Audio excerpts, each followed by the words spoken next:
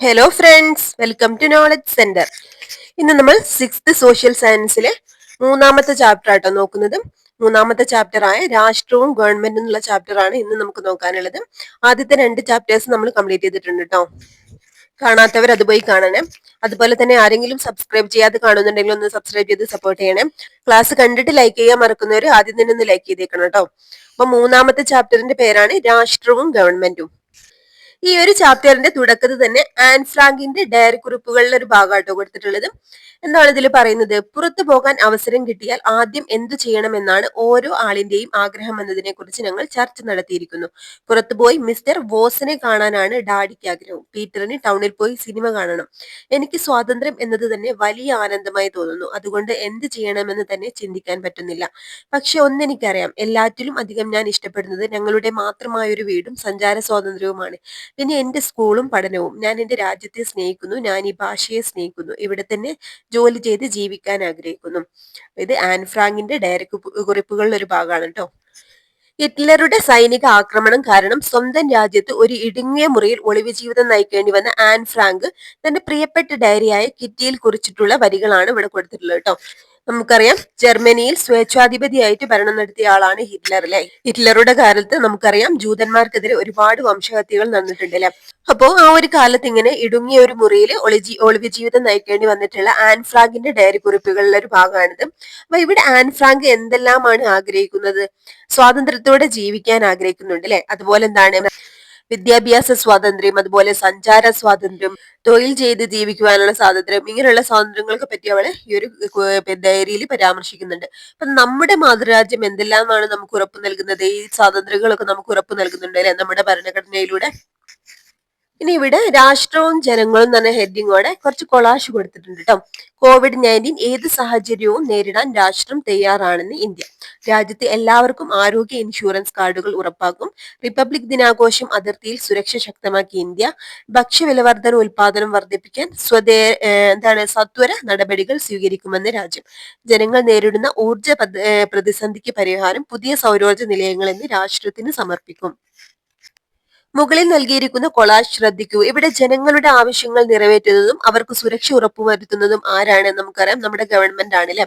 ജനങ്ങൾക്ക് രാഷ്ട്രം എന്തെല്ലാം സേവനങ്ങളാണ് പ്രദാനം ചെയ്യുന്നത്? ജനങ്ങളുടെ ജീവനും സ്വത്തിനും സംരക്ഷണം നൽകുന്നു ഇവിടെ കൊടുത്തിട്ടുണ്ട്. ഇനി എന്തൊക്കെയാണ്? അടിസ്ഥാന സൗകര്യങ്ങളായ വിദ്യാഭ്യാസം, ആരോഗ്യം, കുടിവെള്ളം, ഗതാഗതം, വൈദ്യുതി, ഇങ്ങനെയുള്ള കാര്യങ്ങളൊക്കെ നമുക്ക് ഒരുക്കി തരുന്നത് നമ്മുടെ രാഷ്ട്രമാണ് അല്ലെ. പിന്നെ ഇതൊക്കെ പറയാം, സാമൂഹിക നീതിയും സമത്വവും ഉറപ്പുവരുത്തുന്നു. അതുപോലെ പിന്നെന്താണ്? നിയമവാഴ്ച ഉറപ്പുവരുത്തുകയും അതുപോലെ ക്രമസമാധാനം നിലനിർത്തുകയും ചെയ്യുന്നുണ്ട് അല്ലെ. അങ്ങനെ ഒരുപാട് സേവനങ്ങൾ നമുക്ക് രാഷ്ട്രം പ്രദാനം ചെയ്യുന്നുണ്ട്.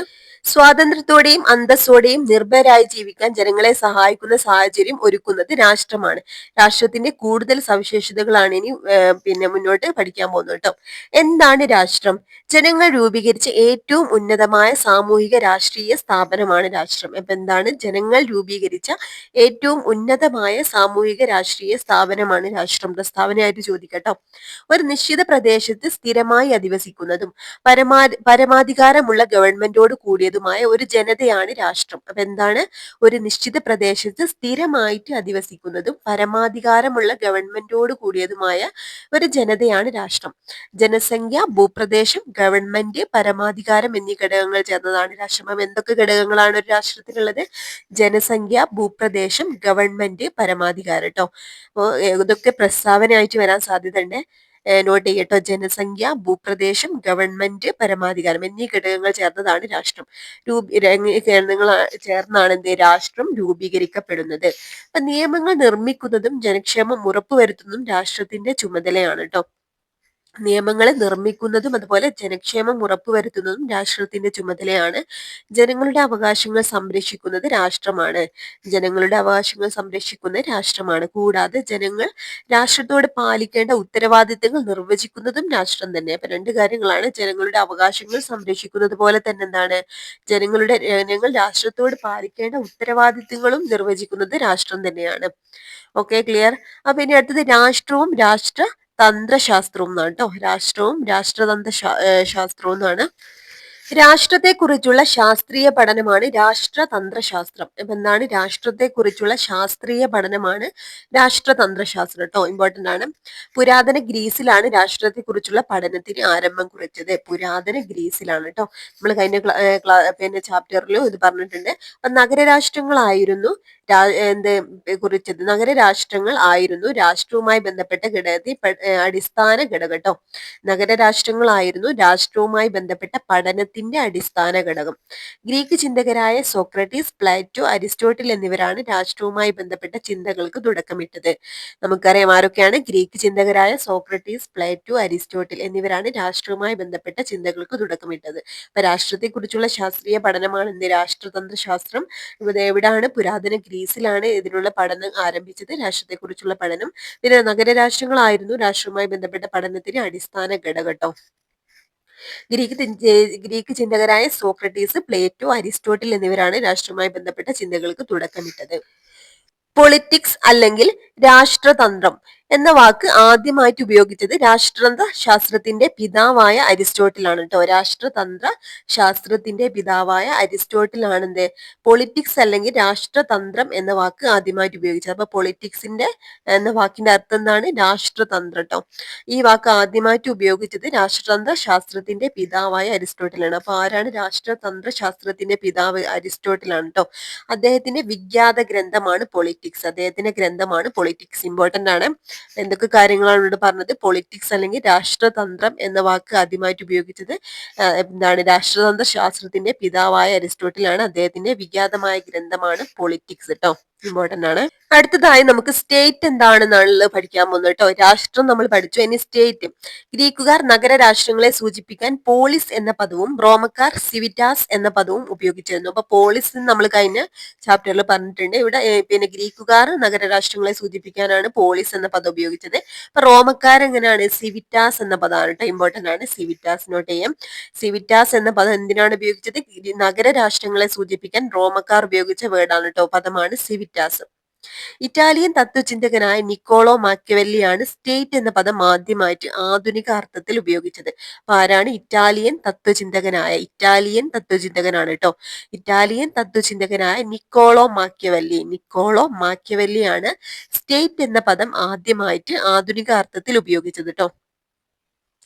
ജർമ്മനിയിലെ പുരാതന ഗോത്ര വിഭാഗങ്ങളായ ഡ്യൂട്ടോണുകൾക്കിടയിൽ പ്രചാരത്തിലുണ്ടായിരുന്ന സ്റ്റാറ്റസ് എന്ന വാക്കിൽ നിന്നാണ് സ്റ്റേറ്റ് എന്ന പദം ഉണ്ടായത്.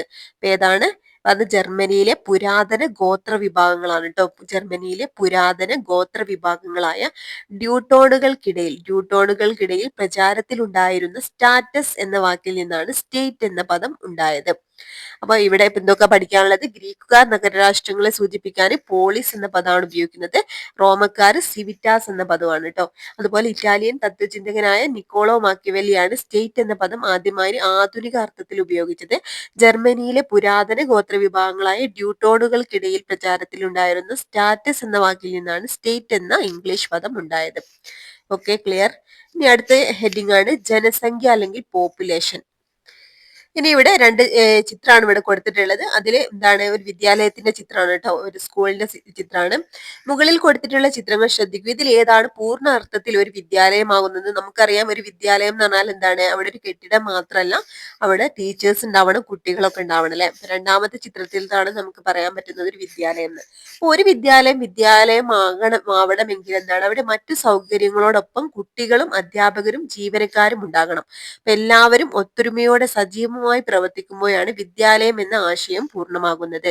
ഇപ്പൊ ഒരു വിദ്യാലയമാകണമെങ്കിൽ എന്താണ്? അവിടെ മറ്റു സൗകര്യങ്ങളോടൊപ്പം കുട്ടികളും അധ്യാപകരും ജീവനക്കാരും ഉണ്ടാകണം. ഒത്തൊരുമയോടെ സജീവമായി പ്രവർത്തിക്കുമ്പോഴാണ് ഒത്തൊരുമയോടെ സജീവമായിട്ട് പ്രവർത്തിക്കുമ്പോഴാണ് വിദ്യാലയം എന്ന ആശയം പൂർണ്ണമാകുന്നത്. ഇതുപോലെ തന്നെയാണ് രാഷ്ട്രവും. ജനങ്ങളില്ലാതെ രാഷ്ട്രത്തിന് നിലനിൽപ്പില്ല. എന്നാൽ രാഷ്ട്ര രൂപീകരണത്തിന് ആവശ്യമായ ജനസംഖ്യ എത്രയെന്ന് നിജപ്പെടുത്തിയിട്ടില്ല. അപ്പൊ എത്ര ജനസംഖ്യ ആവശ്യമുണ്ട് എന്നുള്ളത് എന്താണ്? അങ്ങനെ ഒരു കാര്യം പ്രത്യേകമായിട്ട് പറയുന്നില്ല. ഒരു രാഷ്ട്രത്തിന്റെ ജനസംഖ്യയിൽ വിവിധ മതവർഗ വർണ്ണ വിഭാഗങ്ങൾ ഉൾപ്പെടാം. അപ്പോൾ ഒരു രാഷ്ട്രത്തിന്റെ ജനസംഖ്യയിൽ വിവിധ മത വർഗ വർണ്ണ വിഭാഗങ്ങൾ ഉൾപ്പെടാം. പരസ്പരാശ്രയത്വം, പൊതു താല്പര്യം, പൊതുബോധം എന്നിവയിൽ ഒത്തൊരുമിച്ച് നിൽക്കുമ്പോഴാണ് ജനങ്ങൾ രാഷ്ട്രത്തിന്റെ ഘടകമായി മാറുന്നത്. അപ്പൊ ഇമ്പോർട്ടന്റ് ആണ് കേട്ടോ. അപ്പൊ ഒരു രാജ്യത്ത് എന്താണ്? ഒരു രാഷ്ട്രം രൂപീകരിക്കുമ്പോൾ എന്താണ് അവിടെ ഇത്ര ജനസംഖ്യ വേണം എന്നുള്ളൊരു കണക്കൊന്നുമില്ല. ഒരു രാഷ്ട്രത്തിലെ ജനസംഖ്യയിൽ വിവിധ മതത്തിലുള്ളവരും വർഗത്തിൽപ്പെട്ടവരും വർണ്ണത്തിൽപ്പെട്ടവരും ഒക്കെ ഉൾപ്പെടാമെന്നാണ് കേട്ടോ. അതുപോലെ പരസ്പര ആശ്രയത്വവും പൊതു താല്പര്യം പൊതുബോധം എന്നിവയിൽ ഒത്തൊരുമിച്ച് നിൽക്കുമ്പോഴാണ് ജനങ്ങൾ രാഷ്ട്രത്തിന്റെ ഘടകമായി മാറുന്നത്. ഇനി ഇവിടെ നിങ്ങൾക്ക് കണ്ടെത്താമോ ഏറ്റവും കൂടുതൽ ജനസംഖ്യയുള്ള രാജ്യം ഏതാണ്? നമുക്കറിയാം നമ്മുടെ ഇന്ത്യയാണ് അല്ലെ. ഇതുവരെ എന്താണ് നമ്മുടെ ചൈനയായിരുന്നു, രണ്ടാം സ്ഥാനമായിരുന്നു ഇന്ത്യക്കുള്ളത്. ഇപ്പോൾ എന്താണ് നിലവിൽ ഏറ്റവും കൂടുതൽ ജനസംഖ്യയുള്ള രാജ്യം ഇന്ത്യയാണ്. ഇനി ഏറ്റവും കുറവ് ജനസംഖ്യയുള്ള രാജ്യം ഏതാണ്? നമുക്കറിയാം വത്തിക്കാൻ സിറ്റിയാണ് അല്ലെ. വത്തിക്കാൻ സിറ്റിയാണ് ഏറ്റവും കുറവ് ജനസംഖ്യയുള്ള രാജ്യം. 1000-ൽ താഴെ ജനസംഖ്യയാണ് വത്തിക്കാൻ സിറ്റിയിലുള്ളത്. ഇനി ഇവിടെ വർക്ക് ഷീറ്റ് പൂർത്തിയാക്കൂ എന്ന് കൊടുത്തിട്ടുണ്ട് കേട്ടോ. ഇവിടെ എന്താണ് 2 ഇമോജികളാണ് കൊടുത്തിട്ടുള്ളത്. അത് ശരിക്കും തെറ്റിനും നേരെ ഓരോ ഇമോജി വരച്ചു ചേർക്കാനാണ് ഇവിടെ പറഞ്ഞിട്ടുള്ളത്. രാഷ്ട്ര രൂപീകരണത്തിന് ആവശ്യമായ ജനസംഖ്യ 1,00,000-ആയി നിജപ്പെടുത്തിയിരിക്കുന്നു. നമുക്കറിയാം എത്ര ജനസംഖ്യ എന്നുള്ളത് കണക്കൊന്നുമില്ല അല്ലെ. അപ്പൊ അത് തെറ്റായിട്ടുള്ളതാണ്. അപ്പൊ സ്മൈലി അല്ല കേട്ടോ. അപ്പൊ ഒരു രാഷ്ട്രത്തിലെ ജനസംഖ്യയിൽ വ്യത്യസ്ത മതവർഗ വിഭാഗങ്ങൾ ഉൾപ്പെടാം. അപ്പൊ അത് കറക്റ്റ് ആണ് അല്ലെ. അപ്പൊ നമുക്ക് അവിടെ സ്മൈലി ചേർക്കാം. ജനങ്ങൾ രൂപീകരിച്ച ഏറ്റവും ഉന്നതമായ രാഷ്ട്രീയ സ്ഥാപനമാണ് രാഷ്ട്രം. അത് കറക്റ്റ് ആണ്. അപ്പൊ അതിന് നമുക്ക് സ്മൈലി ചേർക്കാം. അതുപോലെ ജനങ്ങളില്ലാതെയും രാഷ്ട്രത്തിന് നിലനിൽക്കാം. അത് തെറ്റായിട്ടുള്ള പ്രസ്താവനയാണ് അല്ലെ. ജനങ്ങളില്ലാതെ ഒരു രാഷ്ട്രം രൂപീകരിക്കാൻ തന്നെ കഴിയില്ല. ജനങ്ങളാണ് ഒരു രാഷ്ട്രത്തിന്റെ ഏറ്റവും ഇമ്പോർട്ടന്റ് ആയിട്ടുള്ള കാര്യം. അപ്പൊ അത് തെറ്റായിട്ടുള്ള പ്രസ്താവനയാണ്. ഓക്കെ. അടുത്തത് ഭൂപ്രദേശം. അടുത്ത ഹെഡിങ് ഭൂപ്രദേശം അല്ലെങ്കിൽ ടെറിറ്ററി ആണ് കേട്ടോ. അപ്പൊ ദക്ഷിണ സുഡാന്റെ ഒരു മാപ്പിലുള്ള ചിത്രമാണ് ഇവിടെ കൊടുത്തിട്ടുള്ളത്. ദക്ഷിണ സുഡാൻ ഇവിടെ കുറച്ച് ക്വസ്റ്റ്യനും ചോദിച്ചിട്ടുണ്ട്. 2011 രൂപീകരിക്കപ്പെട്ട ദക്ഷിണ സുഡാന്റെ ഭൂപടമാണ് ഇവിടെ കൊടുത്തിട്ടുള്ളത്. ദക്ഷിണ സുഡാൻ ഏത് ഭൂഖണ്ഡത്തിലാണ് സ്ഥിതി ചെയ്യുന്നത്? ഏത് നദിയാണ് ഈ രാജ്യത്തെ ജലസമൃദ്ധമാക്കുന്നത്? ദക്ഷിണ സുഡാന്റെ അതിർത്തി രാജ്യങ്ങൾ കണ്ടെത്തിയതോ? വടക്ക്, കിഴക്ക്, അതുപോലെ എന്താണ് തെക്ക്, പടിഞ്ഞാറ്. ഇതൊക്കെ ഇവിടെ കൊടുത്തിട്ടുണ്ട്. അപ്പൊ എന്തൊക്കെയാണെന്നൊന്ന് നോക്കല്ലേ. അപ്പോ ഇവിടെ ദക്ഷിണ സുഡാന്റെ മാപ്പ് നോക്കിയാൽ നമുക്കറിയാം സുഡാൻ എവിടെ പിന്നെ വൻകരയിലാണ്? നമുക്കറിയാം ആഫ്രിക്കൻ വൻകരയിലാണ് അല്ലെ. ആഫ്രിക്കൻ വൻകരയിലാണ് ദക്ഷിണ സുഡാൻ സ്ഥിതി ചെയ്യുന്നത്. അപ്പൊ ഏത് നദിയാണ് ഈ രാജ്യത്തെ ജലസമൃദ്ധമാക്കുന്നത്? നമുക്കറിയാം നൈൽ നദിയാണ്. അതുപോലെ ദക്ഷിണ സുഡാന്റെ അതിർത്തി രാജ്യങ്ങൾ കണ്ടെത്തി എഴുതുന്നുണ്ട് കേട്ടോ. അപ്പൊ വടക്ക്, കിഴക്ക്, അതുപോലെ തെക്ക്, പടിഞ്ഞാറ് ഏതൊക്കെ രാജ്യങ്ങളാണെന്നാണ്.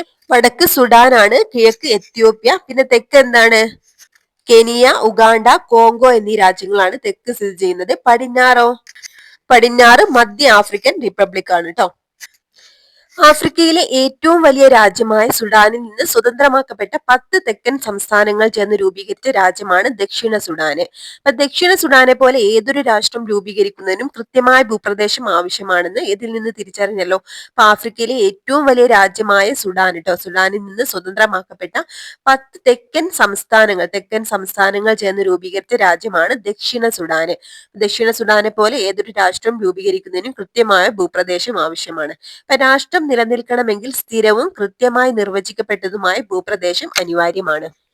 എന്നാൽ രാഷ്ട്ര രൂപീകരണത്തിന് ആവശ്യമായ ഭൂപ്രദേശത്തിന്റെ വിസ്തൃതി എത്രയെന്ന് നിജപ്പെടുത്തിയിട്ടില്ല. ഒരു രാഷ്ട്രത്തിന്റെ കര, ജല, വായു, തീരദേശ മേഖലകൾ അതിന്റെ പരിധിയിൽ ഉൾപ്പെടുന്നു. ആധുനിക രാഷ്ട്രങ്ങൾ പൊതുവെ ഭൂവിസ്തൃതിയിൽ മുന്നിൽ നിൽക്കുന്നവയാണ്. എന്നാൽ രാഷ്ട്ര രൂപീകരണത്തിന് എന്താണ് ആവശ്യമായ ഭൂപ്രദേശത്തിന്റെ വിസ്തൃതി എത്രയാണെന്ന് കറക്റ്റ് ആയിട്ട് പറയുന്നില്ല. ഒരു രാഷ്ട്രത്തിന്റെ കര, ജല, വായു, തീരദേശ മേഖലകൾ കേട്ടോ. കര, ജല, വായു, തീരദേശ മേഖലകൾ അതിന്റെ പരിധിയിൽ ഉൾപ്പെടുന്നു. വായു ഉൾപ്പെടുന്നുണ്ട് കേട്ടോ. തീരദേശ മേഖലകൾ എന്താണ് ഇതിന്റെ പരിധിയിൽ ഉൾപ്പെടുന്നുണ്ട്. ആധുനിക രാഷ്ട്രങ്ങൾ പൊതുവെ എന്താണ് ഭൂവിസ്തൃതിയിൽ മുന്നിൽ നിൽക്കുന്നവയാണ്. ഇനി ഇവിടെ എന്താണ് ലോകത്തെ ഏറ്റവും വലിയ രാജ്യവും ഏറ്റവും ചെറിയ രാജ്യവും സാമൂഹ്യശാസ്ത്ര ലാബിലെ ഭൂപടം പരിശോധിച്ച് തിരിച്ചറിയുക എന്നുണ്ട് കേട്ടോ. നമുക്കറിയാം ലോകത്തിലെ ഏറ്റവും വലിയ രാജ്യം റഷ്യയാണ് അല്ലെ. അതുപോലെ ഏറ്റവും ചെറിയ രാജ്യം വത്തിക്കാൻ സിറ്റിയാണ്. നമ്മൾ പോപ്പുലേഷൻ ഏറ്റവും കുറവുള്ള രാജ്യം വത്തിക്കാൻ സിറ്റിയാണ് പറഞ്ഞത്. അതുപോലെ ഏറ്റവും ചെറിയ രാജ്യവും വത്തിക്കാൻ സിറ്റിയാണ് കേട്ടോ. അപ്പൊ ഭൂപ്രദേശത്തെ കുറിച്ച് പറഞ്ഞില്ലേ. അടുത്തത് ഗവൺമെന്റ് ആണ് കേട്ടോ. ഇനി ഇവിടെ എന്താണ് ഒരു ബ്രേക്കിംഗ് ന്യൂസിന്റെ ചിത്രം ഇവിടെ കൊടുത്തിട്ടുണ്ട്. ഒരു രാഷ്ട്രത്തിലെ ജനങ്ങളുടെ ക്ഷേമം ഉറപ്പുവരുത്തുന്നതിൽ ഗവൺമെന്റ് അല്ലെങ്കിൽ സർക്കാർ വളരെ വലിയ പങ്കാണ് വഹിക്കുന്നത്. രാഷ്ട്രവും ജനങ്ങളും തമ്മിൽ ബന്ധം സജീവമായി നിലനിർത്താൻ സഹായിക്കുന്നത് ഗവൺമെന്റ് ആണ്. ജനങ്ങൾ അധിവസിക്കുന്നത് കൊണ്ട് മാത്രം ഒരു പ്രത്യേക ഭൂപ്രദേശം രാഷ്ട്രമായി മാറണമെന്നില്ല. അവിടുത്തെ വിഭവങ്ങളെയും ജനങ്ങളെയും ഏകോപിപ്പിച്ചു കൊണ്ടുപോകാൻ ഗവൺമെന്റ് എന്ന സംവിധാനം അനിവാര്യമാണ്. അപ്പൊ ഒരു രാജ്യത്ത് എന്താണ് ഭൂപ്രദേശവും ജനങ്ങളും മാത്രം ഉണ്ടായാൽ അതൊരു രാജ്യം ആവില്ല. പിന്നെ എന്ത് വേണം? ഒരു രാഷ്ട്രമായി മാറില്ല. അവിടുത്തെ വിഭവങ്ങളെയും ജനങ്ങളെയും ഏകോപിപ്പിച്ചു കൊണ്ടുപോകാൻ എന്താണ് ഗവൺമെന്റ് എന്നൊരു സംവിധാനം അവിടെ അനിവാര്യമാണ്. രാഷ്ട്രം ഒരു സ്ഥിര സ്ഥാപനവും ഗവൺമെന്റ് മാറിക്കൊണ്ടിരിക്കുന്നതുമാണ്. രാഷ്ട്രത്തിന്റെ നയങ്ങൾ രൂപീകരിക്കുന്നതിനും പ്രകടിപ്പിക്കുന്നതിനും സാക്ഷാത്കരിക്കുന്നതിനുമുള്ള ഏജൻസിയാണ് ഗവൺമെന്റ്. ഇതൊക്കെ എന്താണ് പ്രസ്താവനയായിട്ട് ചോദിക്കട്ടോ. റിപ്പീറ്റ് ചെയ്ത് തന്നെ പഠിക്കണേ. എന്താണ് രാഷ്ട്രം ഒരു സ്ഥിര സ്ഥാപനവും അതുപോലെ ഗവൺമെന്റ് മാറിക്കൊണ്ടിരിക്കുന്നതുമാണ് കേട്ടോ. ഇപ്പൊ രാഷ്ട്രത്തിന്റെ നയങ്ങൾ രൂപീകരിക്കുന്നതിനും പ്രകടിപ്പിക്കുന്നതിനും സാക്ഷാത്കരിക്കുന്നതിനുമുള്ള ഏജൻസിയാണ് ഗവൺമെന്റ്. ഇപ്പൊ ക്രമസമാധാനം, നിയമവാഴ്ച, പ്രതിരോധം, വിദേശ ബന്ധങ്ങൾ, റോഡുകൾ, പാലങ്ങൾ, കുടിവെള്ളം, വൈദ്യുതി, വിദ്യാഭ്യാസം തുടങ്ങിയവയെല്ലാം കൈകാര്യം ചെയ്യുന്നത് ഗവൺമെന്റ് ആണ്. അപ്പൊ എന്തൊക്കെ കാര്യങ്ങളാണ്? ഗവൺമെന്റ് ക്രമസമാധാനം, നിയമവാഴ്ച, പ്രതിരോധം, വിദേശ ബന്ധങ്ങൾ, റോഡുകൾ, പാലങ്ങൾ, കുടിവെള്ളം, വൈദ്യുതി, വിദ്യാഭ്യാസം തുടങ്ങിയവയെല്ലാം കൈകാര്യം ചെയ്യുന്നത് ഗവൺമെന്റ് ആണ് കേട്ടോ. ഇനി ഗവൺമെന്റിന്റെ പ്രധാന ചുമതലകൾ ഉൾപ്പെടുത്തി തന്നിട്ടുള്ള ആശയപടം പൂർത്തിയാക്കുന്നുണ്ട് കേട്ടോ. ഒന്നിവിടെ കൊടുത്തിട്ടുണ്ട്. രാഷ്ട്രത്തിന്റെ പരമാധികാരവും ഐക്യവും കാത്തു സൂക്ഷിക്കുക. മറ്റു കാര്യങ്ങൾ എന്തൊക്കെയാണെന്ന് നോക്കാം. പിന്നെന്തൊക്കെയാണ്? നിയമങ്ങൾ നിർമ്മിക്കുക, നടപ്പിലാക്കുക, അത് പരിപാലിക്കുക, നീതി നടപ്പാക്കുക, സമാധാനവും സുരക്ഷയും ഉറപ്പുവരുത്തുക, സാമ്പത്തിക വികസനത്തിന് ആവശ്യമായ നയങ്ങൾ രൂപീകരിക്കുക, അതുപോലെ തന്നെ എന്താണ് പ്രധാനപ്പെട്ട പൊതുജനക്ഷേമം ഉറപ്പുവരുത്തുക. അല്ലെ? അപ്പൊ ഇതൊക്കെ ഗവൺമെന്റിന്റെ ചുമതലകളിൽ പെട്ടതാണ് കേട്ടോ. അടുത്ത ഹെഡിങ് ആണ് പരമാധികാരം. ആഭ്യന്തര കലാപം പരിഹരിച്ച് ശ്രീലങ്ക ജനാധിപത്യത്തിലേക്ക്. യുദ്ധഭീതി, വിദേശത്തുള്ള വിദ്യാർത്ഥികളെ സുരക്ഷിതമായി നാട്ടിലെത്തിക്കുമെന്ന് ഇന്ത്യ. ഇന്ത്യയും ചൈനയും പുതിയ സഹകരണ കരാറിൽ ഒപ്പുവെച്ചു. വയോജനക്ഷേമം നിയമങ്ങൾ കർശനമായി നടപ്പിലാക്കാൻ ഒരുങ്ങി ഫ്രാൻസ്. മുകളിൽ കൊടുത്തിട്ടുള്ള വാർത്താ തലക്കെട്ടുകൾ ശ്രദ്ധിക്കൂ. ഓരോ വാർത്തയും രാജ്യങ്ങളും അവരുടെ അധികാരം വിനിയോഗിച്ചുകൊണ്ട് വ്യത്യസ്ത മേഖലകളിൽ എടുത്തിട്ടുള്ള തീരുമാനങ്ങളാണ് നൽകിയിരിക്കുന്നത്. ഇത്തരത്തിൽ ബാഹ്യ ഇടപെടലുകൾക്കോ സമ്മർദ്ദങ്ങൾക്കോ വിധേയമാകാതെ തീരുമാനങ്ങൾ എടുക്കാനുള്ള രാഷ്ട്രത്തിന്റെ പരമമായ അധികാരമാണ് പരമാധികാരം. അപ്പൊ എങ്ങനെയാണ്? ബാഹ്യ ഇടപെടലുകൾക്കോ സമ്മർദ്ദങ്ങൾക്കോ വിധേയമാകാതെ തീരുമാനങ്ങൾ എടുക്കാനുള്ള രാഷ്ട്രത്തിന്റെ പരമമായ അധികാരമാണ് പരമാധികാരം. രാഷ്ട്രത്തിന് മാത്രമുള്ള ഒരു സവിശേഷതയാണിത്. നിയമങ്ങൾ നിർമ്മിക്കുകയും രാഷ്ട്രീയ തീരുമാനങ്ങൾ കൈക്കൊള്ളുന്നതും പരമാധികാരത്തിന്റെ ഭാഗമാണ്. ഇമ്പോർട്ടന്റ് ആണ്. ഇപ്പൊ എന്തൊക്കെ കാര്യങ്ങളാ പറഞ്ഞത്? ബാഹ്യ ഇടപെടലുകൾക്കോ സമ്മർദ്ദങ്ങൾക്കോ വിധേയമാകാതെ തീരുമാനങ്ങൾ എടുക്കാനുള്ള രാഷ്ട്രത്തിന്റെ പരമമായ അധികാരമാണ് പരമാധികാരം. രാഷ്ട്രത്തിന് മാത്രമേ ഉള്ള ഒരു സവിശേഷത ആണിത്. അതുപോലെ നിയമങ്ങൾ നിർമ്മിക്കുന്നതും രാഷ്ട്രീയ തീരുമാനങ്ങൾ കൈക്കൊള്ളുന്നതും എന്താണ് പരമാധികാരത്തിന്റെ ഭാഗമാണ്.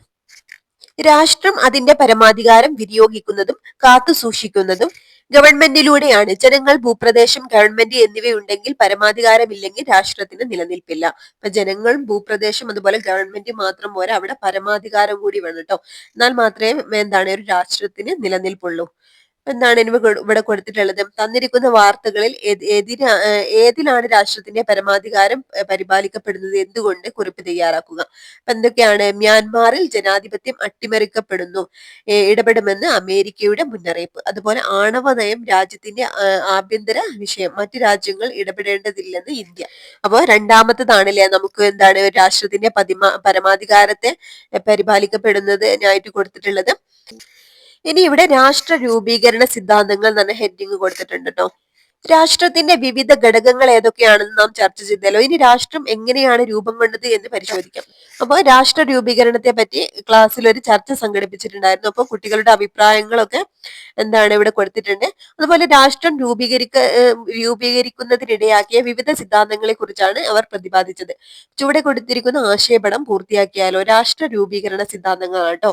അപ്പൊ ബല സിദ്ധാന്തമുണ്ട്, സാമൂഹിക ഉടമ്പടി കരാർ സിദ്ധാന്തമുണ്ട്, അതുപോലെ സാമൂഹിക പരിണാമ സിദ്ധാന്തം ഉണ്ടോ.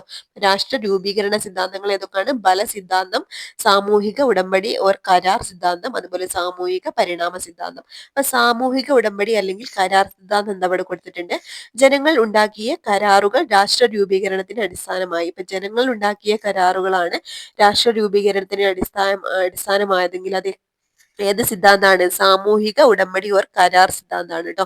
ഇനി ബല സിദ്ധാന്തം എന്ന് പറഞ്ഞാൽ എന്താണ്? ബലം പ്രയോഗിച്ച് ശക്തരായവർ ദുർബലരെ കീഴടക്കി രാഷ്ട്രം സ്ഥാപിക്കുക എന്നുള്ള സിദ്ധാന്തമാണ് ബല സിദ്ധാന്തം. അടുത്ത സാമൂഹിക പരിണാമ സിദ്ധാന്തം എന്ന് പറഞ്ഞാൽ എന്താണ്? കുടുംബം, ഗോത്രം, ഗ്രാമം എന്നിവയുടെ വളർച്ചയിലൂടെ എന്താണ് രാഷ്ട്രം രൂപം കൊണ്ടു എന്നുള്ളതാണ് സാമൂഹിക പരിണാമ സിദ്ധാന്തം കേട്ടോ. രാഷ്ട്ര രൂപീകരണ സിദ്ധാന്തങ്ങളിൽ ഏറ്റവും പ്രചാരം നേടിയതും പൊതുവെ അംഗീകരിക്കപ്പെട്ടതും സാമൂഹിക പരിണാമ സിദ്ധാന്തമാണ്.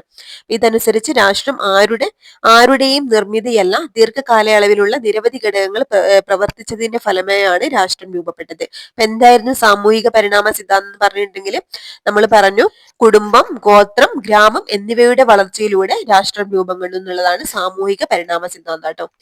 അപ്പോൾ ഇത്രയാണ് നമ്മൾ ഈ ഒരു ക്ലാസ്സിൽ എടുക്കുന്നത്. ബാക്കി നമുക്ക് നെക്സ്റ്റ് പാർട്ടിൽ നോക്കട്ടോ. അപ്പോൾ നിങ്ങൾക്ക് ക്ലാസ് ഇഷ്ടപ്പെട്ടാലൊന്ന് ലൈക്ക് ചെയ്യാനും അതുപോലെ നിങ്ങളുടെ അഭിപ്രായങ്ങളൊന്ന് കമന്റ് ചെയ്യാനും മറക്കരുത്. ആരെങ്കിലും സബ്സ്ക്രൈബ് ചെയ്യാതെ കാണുന്നുണ്ടെങ്കിൽ ഒന്ന് സബ്സ്ക്രൈബ് ചെയ്ത് സപ്പോർട്ട് ചെയ്യണം കേട്ടോ. Okay friends, thank you.